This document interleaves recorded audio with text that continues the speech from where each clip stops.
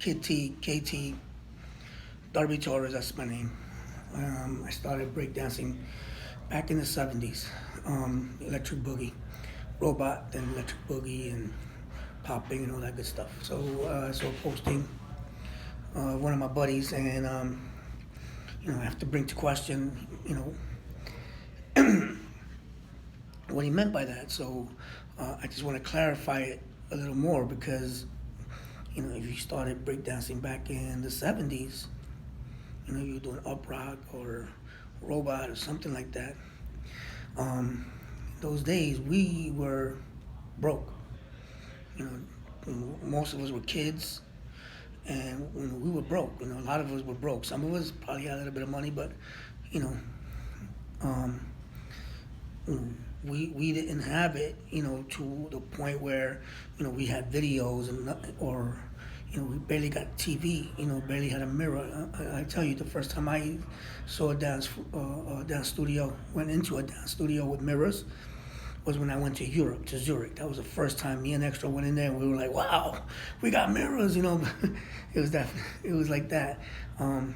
Prior to that, we had shadows, we had very few mirrors.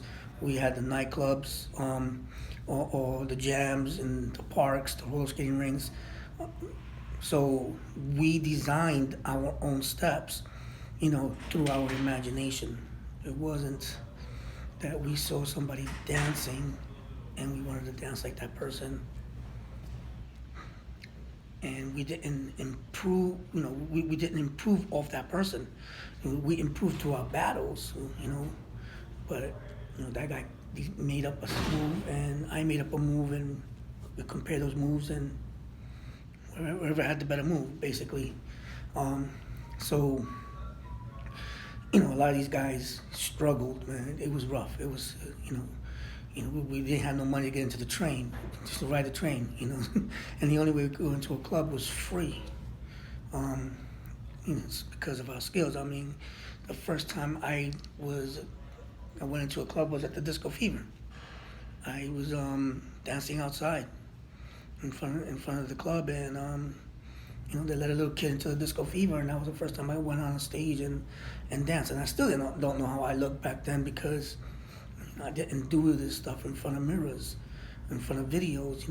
I kind of designed it. I knew I had something because people would love the way I danced. So, I danced in front of the line, and they let me in. Threw me on stage, man. Sal, love you, brother.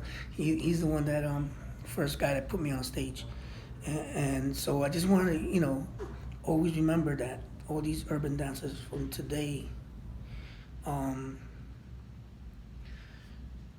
they learned their steps, their basic steps, through guys that struggled with blood and sweat, and I mean literally blood, sweat, and some of them even died. They got killed, at the jams or after the parties, so, it was through, struggle, blood, and death. And you have to respect that. You have to give those guys a lot of respect. That's all I wanted to talk about. Comment, if you have a comment. Peace.